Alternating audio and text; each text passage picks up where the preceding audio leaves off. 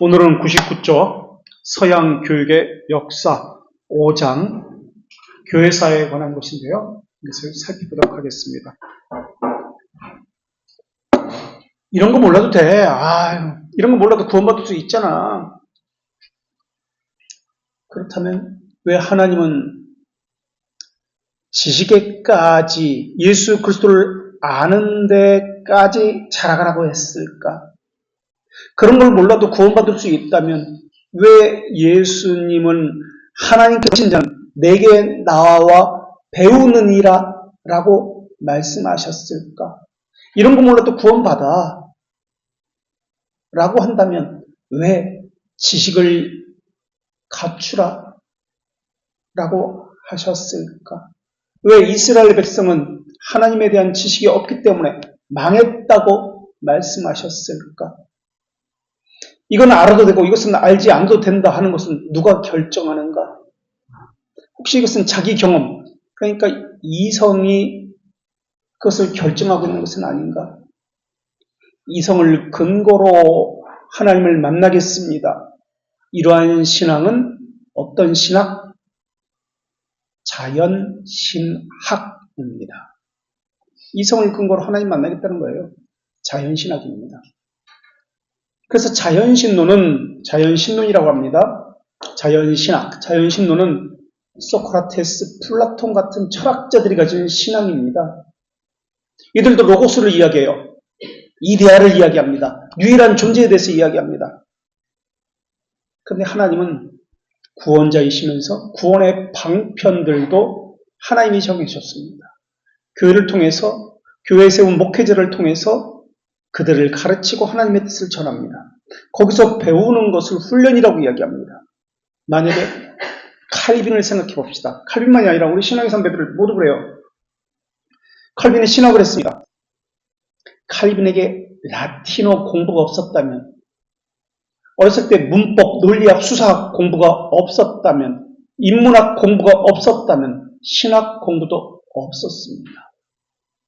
성경도 못 봤습니다. 루터도 마찬가지예요. 이런 것을 공부하고, 그러니까 7과죠. 사막사학 7과를 다 공부하고 나서야 신학을 공부할 수 있었습니다. 이거 안 해도 돼. 그래도 구원받을 수 있어. 그러면 칼빈은 존재할 수가 없습니다. 우리 신학의 선배들도 마찬가지예요. 그때와 지금은 신앙이 다르고 시대가 다르다고요? 아닙니다. 똑같습니다. 대학이 세운 이유가 리버럴 아치입니다. 그러니까 그들이 배운 인문학 교육입니다. 7과. 이것이 대학의 기초입니다. 정당은 절차를 밟아서 차근차근 배워서 그 위에 신학을 쌓아가는 겁니다. 그건 목사만 배우면 되잖아요. 우리 그것까지 배울 필요가 없잖아요. 아닙니다. 우리는 예배만 하면 되는 거 아닌가요? 아닙니다. 그럼 주기도문은, 사도신경은, 신앙고백서는 어디서 누구를 위해서 만들어진 것입니까? 그것을 작성한 그 배경은 무엇이죠? 그것을 학문적인 어떤 전제를 가지고 배울 수 있도록 한 거 아닐까요? 그것을 배우려면 어떤 전제를 가지고 있어야 되는 것이죠? 자, 이런 고민을 가지고 한번 어떻게 우리 신앙의 선배들은 어떤 교육을 통해서 신학을 공부했고 어떤 교육을 받았는지 한번 돌아가 봅시다. 서양 교육의 역사, 교회사인데요. 99쪽. 인류는 오래전부터 교육 시스템을 유지해왔다. 국가, 문화별로 다양한 교육기관이 존재했다. 우리나라에도 고구려부터 372년 태학이 있었고 경당이 있었다. 태학은 이제 국가에서 하는 공부 학교고요. 경당은 일반 사회에서 하는 그런 학교죠. 신라 국학이 있었고 화랑도가 있었다. 고려시대 국자감이 있었고 사학이 있었다. 국자감은 귀족들 학교, 사학은 일반. 조선시대에 성균관이 있었고 서원이 있었다. 도산서원 같은 거. 성균관은 이제 귀족들이죠. 서원은 일반 같은 교육기관이 있었다. 이를 위해서 삼국시대부터 조선시대에 이르기까지 박사라는 직위가 있었다. 고구려 태학은 상류계급의 자제들만 입학할 수 있는 귀족학교였고 오경인, 시경, 서경, 역경 또는 주역, 예기, 춘추, 역사 등을 교재로 이용해 공부했다. 세계에서 그 다음 따라 가장 역사가 오래된 교육기관은 인도의 탁실라다. 알렉산더 대왕의 군대가 기원전 4세기 인도 탁실라 지역에 왔을 때 헬라 지역에서는 보지 못했던 수준 높은 고등교육기관을 발견했다. 중국의 고등교육기관은 3세기 한나라 장안에 설치되었던 태학에서 시작되었고 이것이 중국 최초의 근대대학인 베이징 대학이 1898년에 세워지기 전까지 존재했다. 그러니까 몇천 년을 태학이라는 학교가 있었다는 거죠. 동아시아에서는 국가의 통제 아래에 있었다. 제일 밑에 달라 이슬람에서는 마드라사라는 교육기관이 있었다. 그리고 성취에 따라서 석사, 박사 학위가 수여됐다. 위에서 6째 줄 100페이지. 그곳에서는 검은 가운을 입었다. 학문 토론을 하는 전통이 있었다. 그런 이유로 어떤 학자들은 마드라사가, 이슬람의 마드라사가 전 세계에서 가장 오래된 대학이고 중세 유럽 대학의 모체라고 주장한다. 가운이 검은색입니다. 검은색. 로마에서는 루두스라는 초등교육기관이 있었어요. 근데 건물이 없었어요. 그러면 공부를 어디서 했느냐? 로두스라는 이 학교는 그냥 길거리 모퉁이에서 아니면 광장에서 이렇게 몇 명 모아가지고 공부했습니다. 그래서 6세에서 11세 아이들을 모아가지고 가르쳤습니다. 그리고 가르치는 교사들은 노예들이 전쟁 포로들이죠. 학식 있는 전쟁 포로들이 교사였어요. 중세 유럽에도 12세기에 새로운 형태의 고등교육기관이 등장한다. 그 이름이 유니베르시타스라는 오늘날 대학이라고 불리는 기관이다. 이것은 자발적인 학생들과 선생들의 모임이다. 그래서 학생 중심의 두 부류가 있습니다. 학생 중심의 볼로냐 대학이 있었고 교수 중심의 파리 대학이 있었다. 이 학교들은 모두 성직자 양성학교입니다. 교회에서 출발한 거예요. 철학도 공부하고 문학도 공부하지만 이것은 보조재료예요. 신학을 위한, 성경을 공부하기 위한 보조재료로서 철학, 문학을 공부했어요. 그래서 수원학교, 교회 학교에서는 길거리 로마 시대에 있었던 루두스와 같은 길거리에서 체계도 없고 그냥 아무나 모아가지고 공간도 없는 그런 학교와는 달리 엄격한 규율이 있었습니다. 그리고 기숙사가 있어가지고 거기서 숙식을 제공하면서 공부하는 그런 기관이 중세 수도원학교였어요. 그래서 유럽 학문의 중심지가 됩니다. 이 수도원학교에는 내교 안에 있는 학교가 있었고 외교 밖에 있는 학교가 있었습니다. 그래서 내교에서는 수도사 양성을 위한 교육이 있었고 성직자 교육이 있었고 외교에서는 밖에 있습니다. 건물도 수도원 안에 있는 것과 수도원 밖에 있는 그런 외교가 있었는데 외교에서는 영주들, 학자들, 귀족이었습니다. 그래서 건물도 따로 있었고요. 그리고 교실 내에서는 학생들끼리 말을 절대 수도원의 규칙이 뭐였죠? 그 중에 하나가 침묵이에요. 침묵. 순명도 있고 뭐 여러 가지 있잖아요. 복종. 침묵이에요. 그런데 공부할 때도 학생들이 말을 할 수가 없었어요. 그럼 어떻게 말을 해? 수화. 몸짓, 손짓, 수화로 하는 거예요. 말을 할 수가 없는 거예요. 그리고 베네딕트 규칙에 의해서 공부 시간이 딱 정해져 있습니다. 잠자는 시간이 정해졌고 언제 첫 번째 공부 시간이 있느냐? 몇 시에 일어나서 공부했을 것 같아요? 한 새벽 4시쯤? 수도원입니다. 수도원 학교에 지금 새벽 1교시가 몇 시? 몇 시라고 생각하세요? 1교시 새벽 2시 1교시 얼마나 빡세요. 수도원이에요. 수도원 학교에 잠자는 것도 사감이 있죠. 같이 잤으니까 사감, 수도 원장이나 이런 사감들 있잖아요. 잠자는 것까지 관리했어요. 일어나는 거, 밥 먹는 거 다 관리했어요. 하루 몇 끼 먹었을 것 같으세요? 그 당시에 수도원들은 금식 하잖아요. 금식, 그죠? 일을 하고 공부하는 거 외에는 일하는 거예요. 공부하는 거 외에는 일하는데 소식했습니다. 하루 한 끼 먹었어요. 점심 먹었어요. 그리고 공부를 하는 거예요. 공부하는 거 대부분의 시간은 공부하고 공부하지 않을 때는 노동을 합니다. 그리고 공부하다가 시험을 보잖아요. 틀리면 어떻게 했을까? 다음엔 잘해? 이랬을까? 사정없이 회초리를 때렸어요. 그러니까 엄청난 빡세게 공부한 거예요. 새벽 2시부터.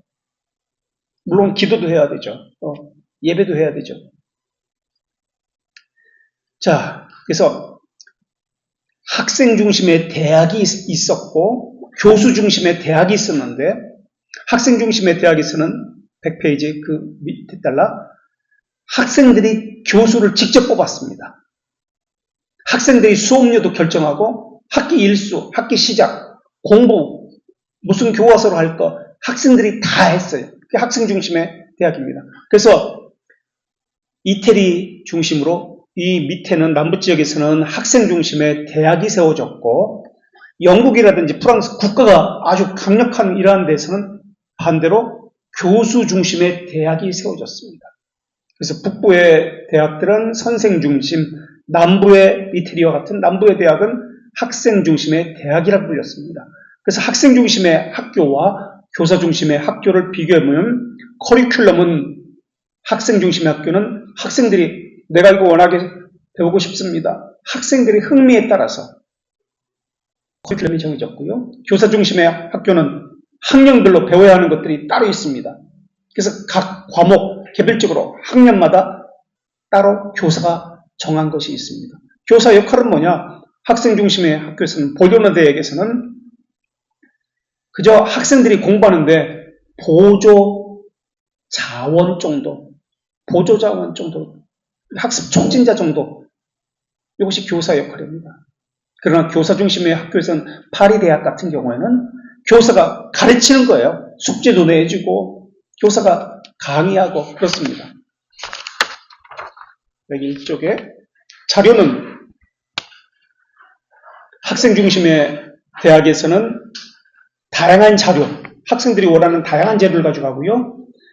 교수 중심의 파리 대학에서는 시중에 교수들이 만든 교과서를 가지고 활용합니다.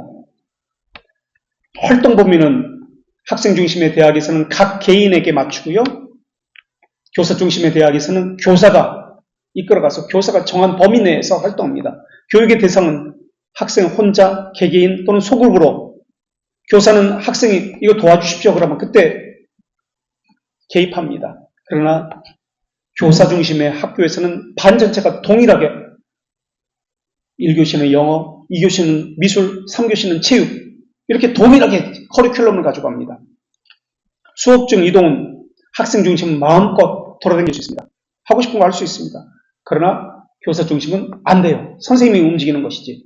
시간은 융통성 있게 공부 시간에 교사가 개입하지 않습니다. 학생 중심은. 그러나 교사 중심은 과목별로 시간이 정해졌습니다. 영어는 일주일에 5시간, 체육은 일주일에 2시간, 수학은 일주일에 6시간, 국어는 일주일에 7시간 딱 정해져 있어요. 그래서 그 과목을 그 시간에 따라서 교사가 진행한다. 평가는 학생이 이전에 50점 맞았어. 그러면 지금 60점 맞았어. 그러면 자기 과거와 비교해서 평가합니다. 근데 교수 중심의 평가는 상대평가입니다. 시험을 봅니다. 그래서 매년 시험을 보고 그래서 학생 중심의 학교와 교사 중심의 학교가 있다. 어떤 학교를 원하십니까? 오늘날은 어떤 학교입니까? 어떤 학교죠? 오늘날은? 오늘날 중고등학교, 대학교. 학생 중심입니까? 교사 중심입니까? 교사 중심이죠. 우리는 어떤 중심의 학교를 원할까요? 학생 중심? 자, 계속해서 보겠습니다. 인문학의 기초. 바티칸 교황청 서명의 방에는 라파엘로가 그린 아테네 학당이 있습니다. 이 그림은 58면 됩니다. 가로 8점 235m, 8m, 세로 6m, 약 6m. 엄청 크죠? 이 아테네 학당을 당대 최고의 학교라고도 이야기합니다. 라파엘로가 썼는데 아테네 학당이 있습니다. 이 교황 율리오 2세가 르네상스가 무르익을 즈음에 교황의 권위를 강조하기 위해서 라파엘로에게 의뢰한 그림이 아테네 학당입니다. 원래 이름은 이교도들의 모임이에요. 이교도들의 모임이라는 주제를 가지고 그리게 된 겁니다. 미켈란젤로 시스타 성당에 있던 천지창조, 손가락 이렇게 하는 거. 이것도 율리오 2세 교황이 미켈란젤로에게 의뢰한 작품입니다. 지금 이것도 율리오 2세가 라파엘로에게 의뢰한 작품. 로마 카톨릭 교황과 동방정교의 감독들은 어떤 차이가 있는지 아세요? 모습에서, 모양에서. 수염이 있는 곳이 어디죠? 수염이 있는 곳. 수염을 기르는 곳이 어디예요? 동방교회와 서방교회는 서로 정반대로 합니다. 수염이 있는 곳은 수염이 기르는 곳이 어디예요? 동방교회, 서방교회요? 서방교회? 동방교회? 수염 기르는 것. 이렇게 쭉 길잖아요. 텔레비에 보면 지금도 수염 기르는, 교황이 수염 길러요? 수염 안 길러요, 교황은. 동방교회가 수염을 기릅니다. 성부, 성자, 왼쪽부터 찍습니까? 오른쪽부터 찍습니까? 성부와 성자 똑같습니다. 동방교회, 서방교회. 왼쪽이에요, 오른쪽이에요? 서방교회는 왼쪽, 왼쪽. 동방교회는 어디부터 찍을까요? 반대로 합니다. 동방교회는. 그 다음, 여길까요? 여길까요? 오른쪽일까요? 왼쪽일까요?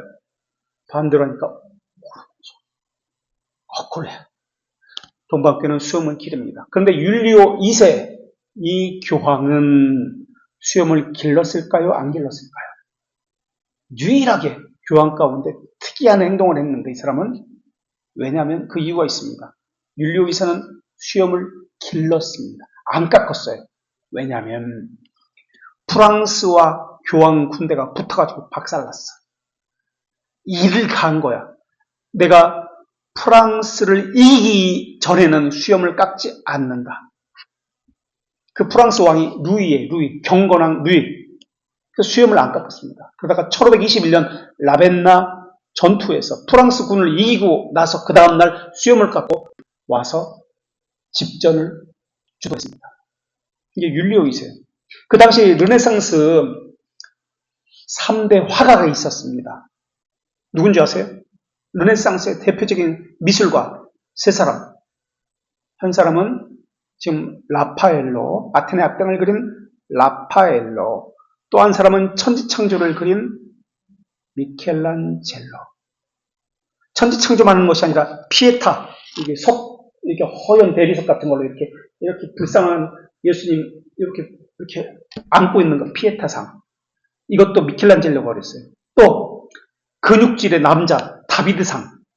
우리나라도 이렇게 전시했잖아요. 다비드상도 미켈란젤로가 조각한 거예요.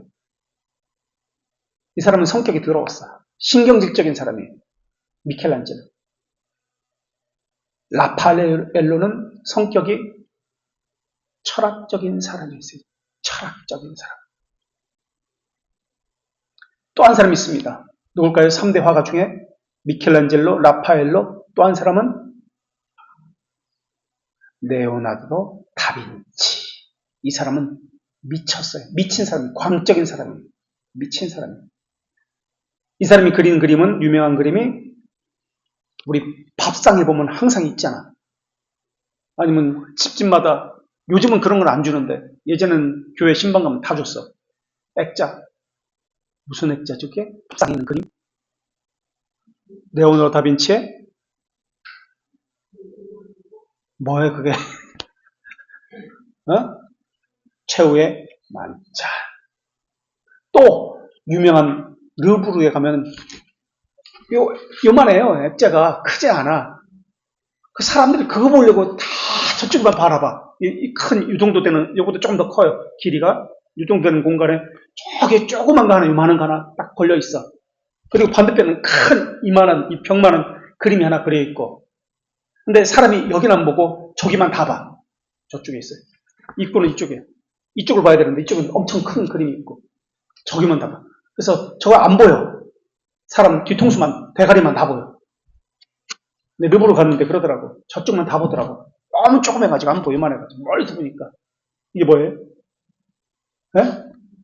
모나리자, 아줌마리자. 모나리자. 그게 레오나르도 다빈치가 그린 거다. 그럼 왜 라파엘로가 쓸데없는 얘기 했는데 아테네 학당을 그렸을까? 라파엘로가 그린 그림은 어디서 힌트를 가지고 왔냐면 아테네 학당은 단테의 신곡에서 힌트를 가지고 왔습니다. 단테의 신곡에서 그 소설, 서사시를 배경으로 그린 그림이 이 아테네 학당입니다. 그럼 교황권 강화를 위해서, 지금 프랑스와 군대와 평신도거든요. 평신도가 싸워가지고 자기가 지금 진 거야. 그래서 불이 나가지고 수염을 기르면서 복수를 꿈꾸고 있었어. 이게 지금 율리오 2세. 그렇다면 왜 그 그림을 그리라고 했을까, 여기에? 왜 그 그림을 그려서 자기가 거주하는 방에 아테네 학당을 걸게 했을까? 왜 그랬을까? 교황권 강화와 관련되어집니다. 그런데 아테네 학당은 단테의 신곡에서 힌트를 얻어서 그린 그림입니다. 무엇 때문에 이 그림이 그려졌을까?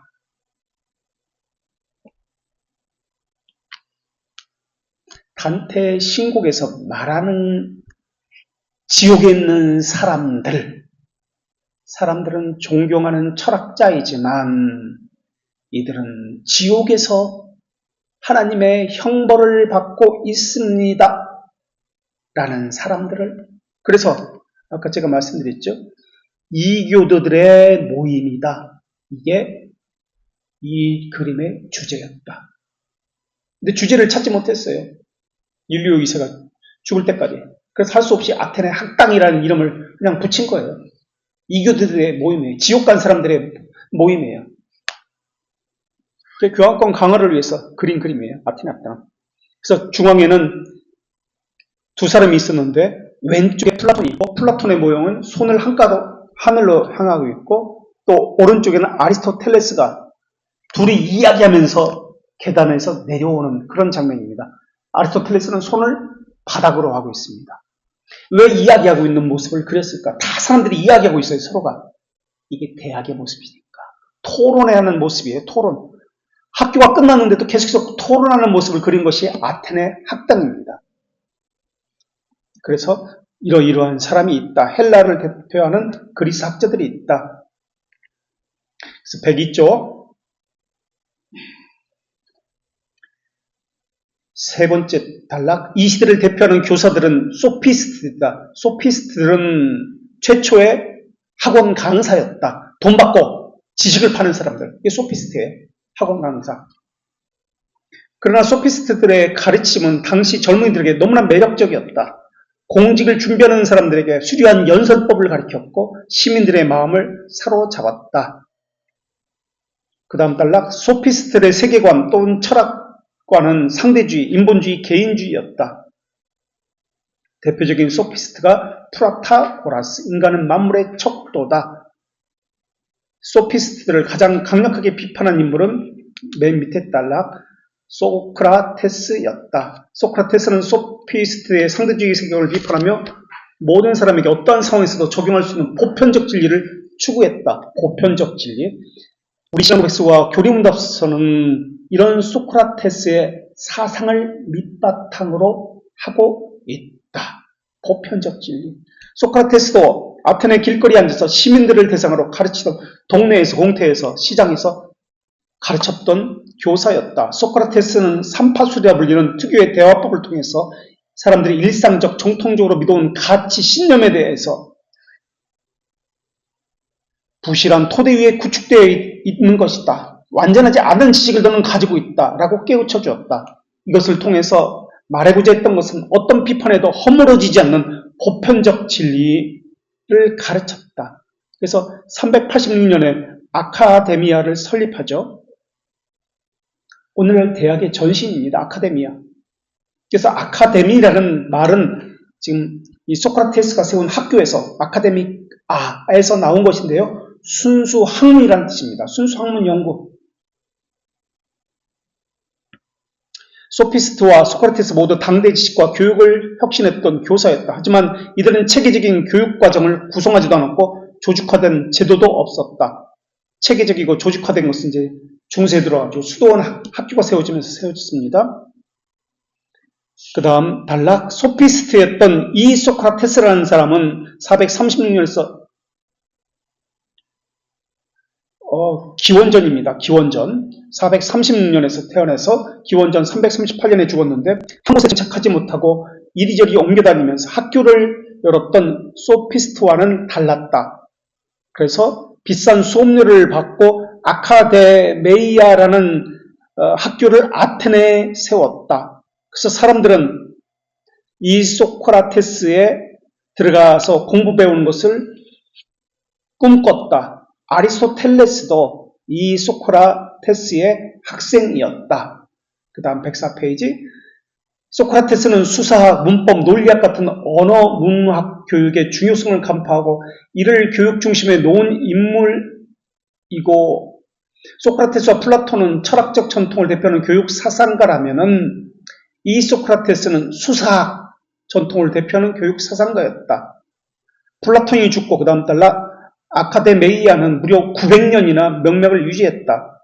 플라톤의 제자인 아리스토텔레스 역사 현실에서 정치 실험을 한 후 아테네로 와서 리케이온은 자연과학, 역사, 사회현상 연구를 중심으로 하면서 숲속을 거니면서 제자들과 대화하는 방식을 했기 때문에 거닐다. 그래서 소유학파라고도 불렸다.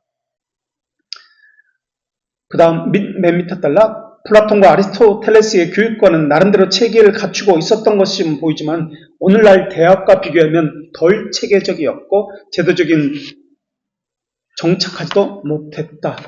다음 달라. 그 이후 그리스를 이어 서양 고대 문명의 후계자인 로마인들은 그리스에 비해서 단순하고 실용적으로 엄격했다. 그 다음 달라. 그 이후 그리스 학문과 교육 전통 예술이 로마로 유입되었다. 그래서 청소년 이상의 연령은 반드시 헬라에서 유입된 인문학 공부를 해야 했다. 헬라인은 무엇이 참된 인간을 위한 교육이며 셋째 달라. 그 교육 내용이 무엇인지 고민했고 이를 시험했다면 로마인들은 그리스인들의 교육 이념과 내용을 전수받아서 더 풍성하게 만들었다. 그리스는 교육을 파이데이아라고 불렸다. 교양이라는 뜻입니다. 교양. 그래서 단순한 지식 전달이 아니라 이상적인 시민을 길러내기 위한 전인 교육을 했습니다. 아이를 뜻하는 그리스어 파이스에서 유래돼서 자유학문이라 이름 붙였다. 리버럴 아츠. 여기서 인문학이라는 단어가 나왔어요. 대학이라는 것이 나옵니다. 자유라는 단어가 들어간다고 해서 자유로운 학문을 했다는 뜻이 아닙니다. 어떤 상황에서도 자유라는 뜻은 어떤 상황에서도 흔들리지 않는 자기 길을 가는 강건한 정신을 가졌다는 뜻에서 자유입니다. 상황에 흔들리지 않는 우리 신앙 고백이 분명해지면 상황에 흔들리지 않습니다. 이런 개념에서 자유라는 개념입니다. 자유라는 것은 밑에서 두 번째 달라 노예 상태와 대비되는 개념입니다. 무엇의 노예, 물질의 노예가 되고 상황의 노예가 되고 자기의 노예 이런 것이 아니다. 스스로 판단하고 행동하는 주체로서의 자유란 뜻이다. 맨 밑에 달락 106페이지로 가겠습니다. 로마에서 파이데이아를 제석한 사람은 키케로였다. 인간다움을 대한 교육이라는 뜻을 덧붙였다.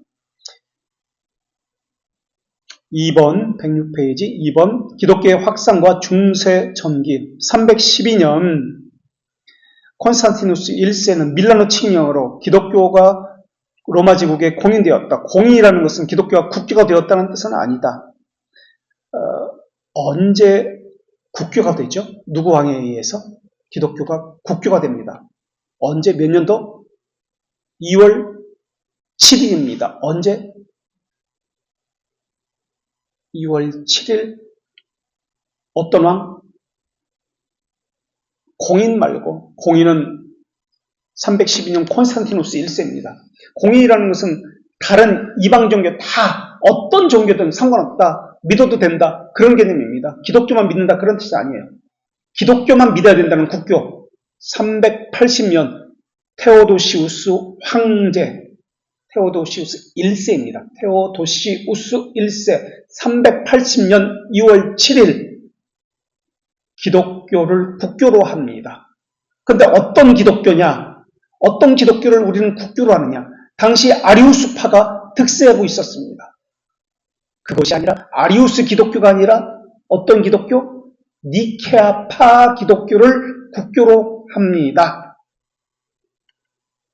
380년 2월 7일 니케아파 기독교. 니케아파 하면 생각나는 사람 누구죠? 삼위일체를 고수했던 28년간 도망자 생활을 했던 아리우스파에 의해서 도망자 생활을 했던 어떤 사람? 누구? 누구예요? 아타나시우스. 니케아파 아타나시우스. 정통교리예요. 정통 삼위일체교리. 그리고 392년 모든 이교도 제사를 금지시켜버립니다. 그렇다면 세계에서 기독교를 국교로 삼은 최초의 나라가 로마일까요? 어떻게 생각하세요? 로마가 최초로 기독교 국가가 됐을까요? 국교로 삼은가요? 어떻게 생각하세요? 최초로 기독교 국가, 국교로 삼은 나라가 로마다. 380년. 맞다 틀리다. 주님, 맞다 틀리다. 그렇게. 이칸 알겠지? 아니다? 모르겠다. 나 아니다는 줄 알았네. 아니다. 380년 로마 제국이 국교로 됐는데 301년 아르메니아 왕국에서는 기독교를 국교로 삼습니다. 301년. 330년 아프리카의 악숨 왕국에서는 기독교를 국교로 삼습니다. 아프리카가 먼저 기독교를 국교로 삼았습니다. 그런데 지금 아프리카는 어쨌든 아타나시오스는 335년부터 366년까지 약 30년 동안을 도망자 생활을 합니다. 그리고 366년까지 도망자 생활하고 373년에 죽습니다. 그리고 죽은 후 7년 후에 기독교 아타나시오스가 세운 니케아 파가 기독교 국교가 됩니다. 넘어가서 107쪽이겠습니다. 107쪽 밑에서 제일 밑에 단락, 네 번째 단락. 결국 기독교가 성장하면서 기독교에 반하는 인본주의적 그리스 학문에 대한 탄압이 시작되었습니다. 그래서 동로마 제국의 유스티누스 1세에 의해서 900년간 전통으로 있었던 아카데미아, 플라톤의 아카데미아가 529년에 폐쇄됩니다. 그 이유는 이교도의 학문을 가르친다는 이유 때문에 그렇습니다. 그리고 이제 게르만의 침략이 있었고요. 그러면서 108페이지 네 번째 단락 위에서 사회의 모든 시스템이 무너지고 전쟁과 약탈이 난무하는 상황에서 지식은 아무런 역할도 하지 못했습니다. 이 야만의 시기에 중요했던 것은 생존이었습니다. 그래서 힘과 무기였습니다. 이 시대의 주역은 기사와 전사였습니다. 하지만 교회는 달랐습니다. 교회는 그리스도의 말씀을 보존하고 전파하는 사명을 수행해야 했습니다. 그래서 교회에서 맨 밑에 달라 수도사들은 성경을 정석껏 필사했고 그 다음 이곳에서 입수한 각종 문헌을 안전하게 보존했습니다. 두 번째 달락 109페이지 수도원에 부설된 수도원 학교에서는 5, 6세기 사이에 본격적으로 설립됐고 다소 제한된 커리큘럼을 가르쳤습니다. 수도원의 본래 기능은 기도, 예배, 하나님께 자신을 봉헌하는 것이 목적이었습니다. 그리고 문화를 보존하는 것은 해도 그만, 안 해도 그만이었습니다. 그러다가 일부 수도원은 일반인 교육을 위한 학교도 설립되었지만 적극적으로 그 교육을 하진 않았습니다. 그러다가 예외가 생겼는데 로마 출신 카시오도 루스라는 사람이 537년 비바리움이라는 수도원에 학교를 세워서 기독교 신앙은 물론이고 세속 학문도 같이 가르쳤습니다. 커리큘럼은 첫 번째 부분은 기독교 신학서적으로 구성되었고 두 번째는 인문학 과목인 사막, 트리비움, 문법 논리학, 수사학을 그리고 사학, 쿼트라비움, 산술, 기하, 천문, 음악으로 구성된 것을 가르쳤습니다. 카시오도로스는 인문학 과목들을 가르쳤는데 왜 가르쳤냐면 성경을 더 보다 자세히 정확하게 알게 하기 위해서 인문학 교육을 통해서 세속 학문을 통해서 성경을 바르게 알기 위해서 자유 7과 리버럴 아치를 공부했습니다. 그 다음 달라 게르만족의 한 족속인 프랑크족, 지금의 프랑스 8, 9세기에 안정된 왕권을 구축하고 정치적 안정을 이루었습니다. 그러면서 800년, 몇 월 며칠이죠? 800년? 몇 월 며칠에 신성노마제국이 탄생하죠? 800년, 몇 월 며칠에 중세교회사, 우리 안 배웠나? 여러분은 안 배웠구나. 800년 몇 월 며칠이죠? 신성노마제국 탄생한 거. 12월 25일 신성노마제국 프랑크족을 신성노마제국 홀리 엠파이어 로마 다시 로마제국이 부활했다. 거룩한 로마제국이 부활했다라고 이제 거짓말이라 한 거죠. 샤를마뉴는 대제다. 그래서 샤를마뉴가 학교를 세웁니다. 이 시기를 카롤린거 르네상스라고 불립니다. 그래서 샤를마뉴 때 위대한 두 학자가 있습니다. 영국에서 불러온 위대한 두 학자가 있었는데 한 사람이 엘킨이고 요크쇼의 엘킨, 요크쇼, 영국의 엘킨의 출신의 엘킨. 이 사람이 대학을 세웁니다. 이게 중세대학의 시초입니다. 엘킨. 그리고 이 사람이 정통신학자였습니다. 그래서 양자론, 누구죠? 양자론 하면? 니케아파 말고 양자론 하면 이단 있는데 양자론 이단 누구죠? 양태론 이단도 있고 양자론 이단이 있습니다. 양자론이 이때까지 살아남았다는 것을 알 수 있습니다. 양자론 누구예요? 누구? 맞았는데? 아리우스 양자론 이단을 이 엘킨이 타파합니다. 이단은 끈질겨요. 계속해서 명맥을 유지합니다. 그래서 엘킨이 신학을 바르게 정립하고요. 신학을 바르게 공부하기 위해서 대학을 세웁니다. 이게 중세대학의 시초예요. 엘킨. 그리고 그 아들, 샤르마뉴의 아들, 경건한 루이가 있습니다. 루이 때는 토리노의 클라우디오라는 사람이 있습니다. 이것도 배웠는데 중세 때. 어쨌든 이 사람이 무엇을 고집했냐면 진리를 고집했는데 화채설을 거부한 사람이 이 사람입니다. 토리노의 클라우디오, 화채설, 또 형상숭배를 거부한 사람입니다. 이 사람은 왈도파 지도자였습니다. 근데 이 사람은 그러니까 중세는 화채설이 이단 사상이었어요. 형상숭배가 이단 사상이었어요. 근데 이 사람은 나중에 이단으로 정죄됐습니다. 계속해서 세 번째 달라. 이제 아버지가 죽고 장남 로타르 1세가 전체를 다스리려고 하다가 동생들의 반란으로 3년 만에 843년 장남은 중프랑크, 지금의 프랑스죠. 동생 삼남은 동프랑크, 이복동생 차남은 서프랑크를 지배하게 됩니다. 그래서 체결된 조약이 베르덩 조약입니다. 베르댕 조약. 이거 중요합니다. 베르댕 조약.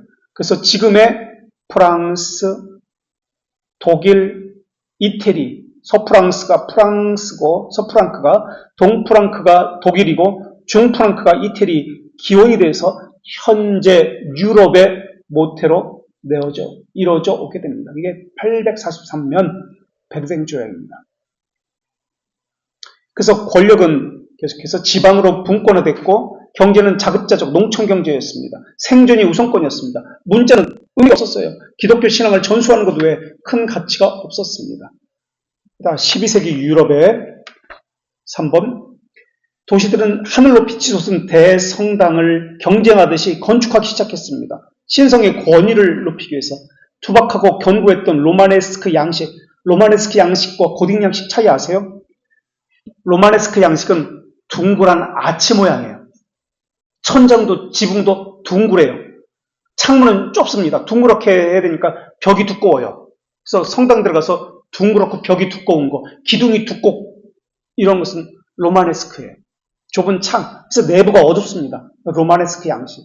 고딕 양식은 삐쩍 벽이 얇습니다. 창이 커요. 이게 고딕 양식이에요. 뾰족한 거. 왜 뾰족하게 삐쭉삐쭉하게 만들었을까요? 하나님께 닿으려고. 그래서 교인들에게 신비감, 안도감, 경외감을 주려고 만들었습니다. 이게 고딕 양식이에요. 창이 큽니다. 벽이 얇기 때문에. 기둥이 얇기 때문에 창이 커요. 창은 크게 만들어가지고 빛이 들어오게 합니다. 빛이 하나님이에요. 빛이 상징하는 것은 하나님이에요. 하나님의 신성을 경험하기 위해서 고딕 양식을 합니다. 그리고 창문에다가 스테인리 글라스로 이제 예수님의 그 사역들, 이 복음서들의 모습을 기록하기 위해서 신앙을 갖게 합니다. 그래서 각 도시들은 누가 더 신성한가, 누가 더 부가 많은가, 신앙심이 많은가 하기 위해서 경쟁적으로 고딕 양식의 건물을, 교회를 짓기 시작합니다. 그래서 최초의 고딕 양식의 교회가 어디에 있는 교회냐면 파리 12세기의 생드니 대성당입니다. 생드니 대성당. 지금도 있죠? 자, 111쪽. 왜 고딕 양식을 이야기하느냐? 고딕 건축을 이야기하느냐? 우리나라 대학 모습 보실래요? 대학교.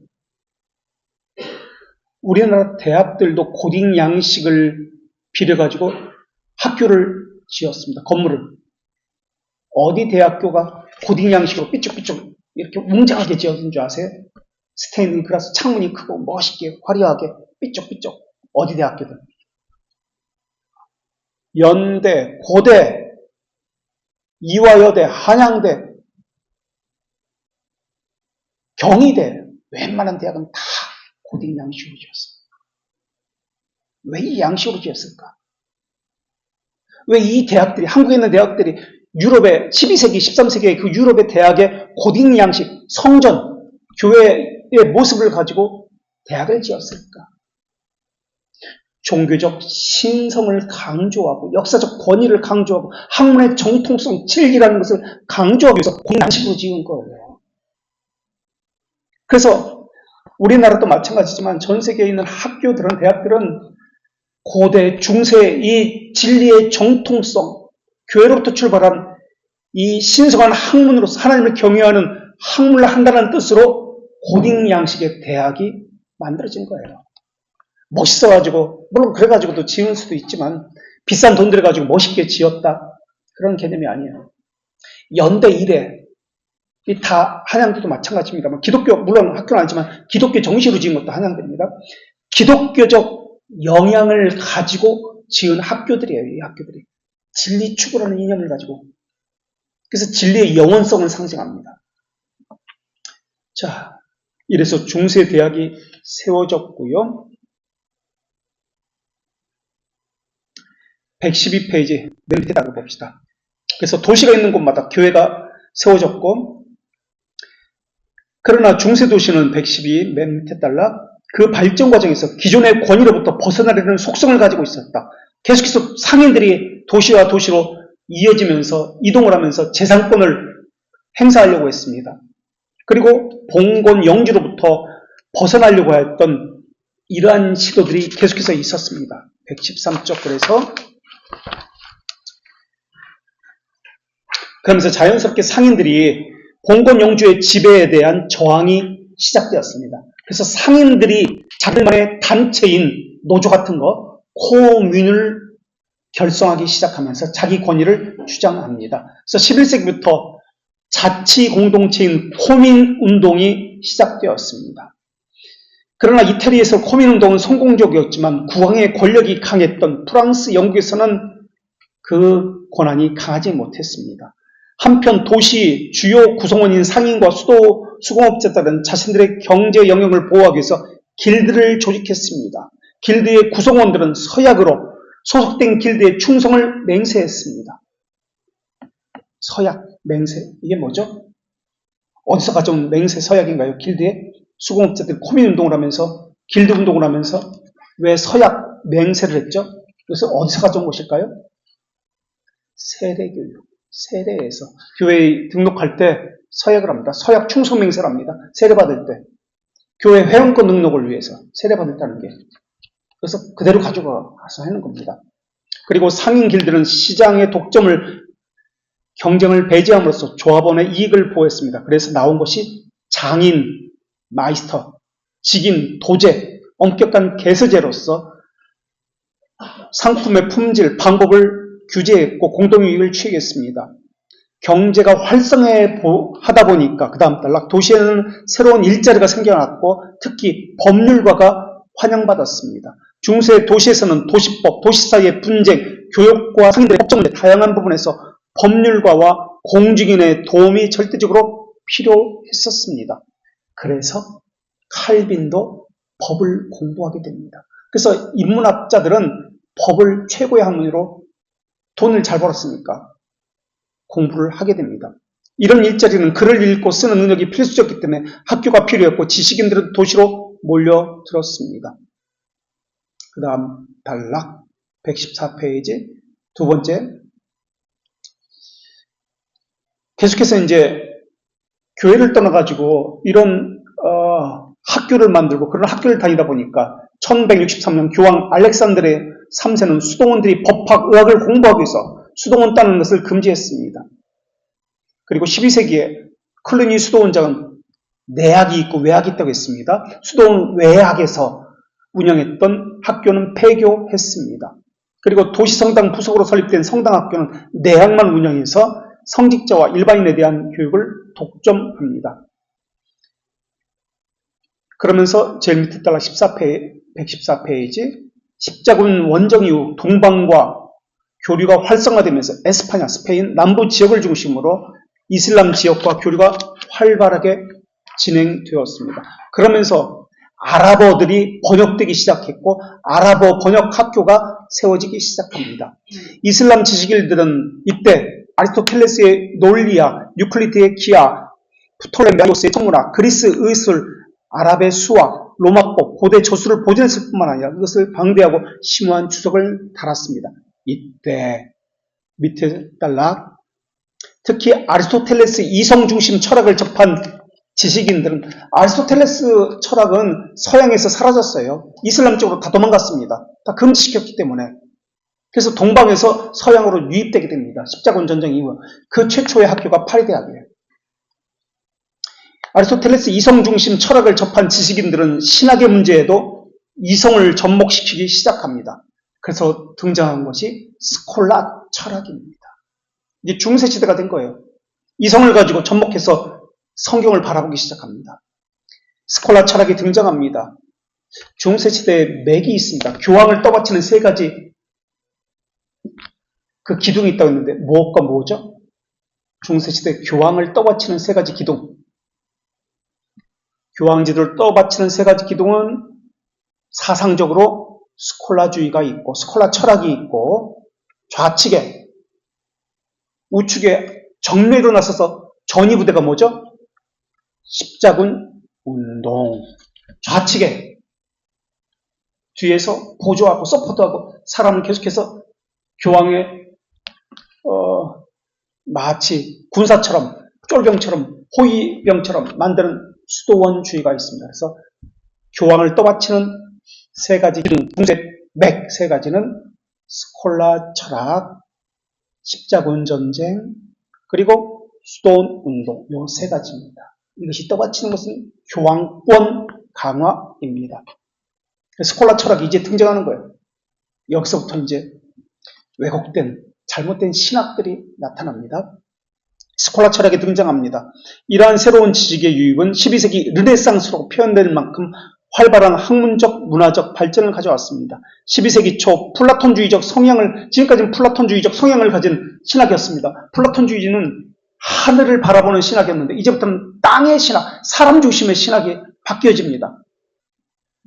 그래서 플라톤 중심의 신학을 가졌던 베르나르파의 베르나르 샤르트르는 고전 지식과 학문을 통해 세상을 더 넓게 바라볼 수 있게 된 당시의 상황을 이렇게 표현했습니다. 그리고 나서 이제 아리스토텔레스 중심의 철학과 신학이 나오게 됩니다. 그것이 중세 대학의 신학입니다. 여기까지 하고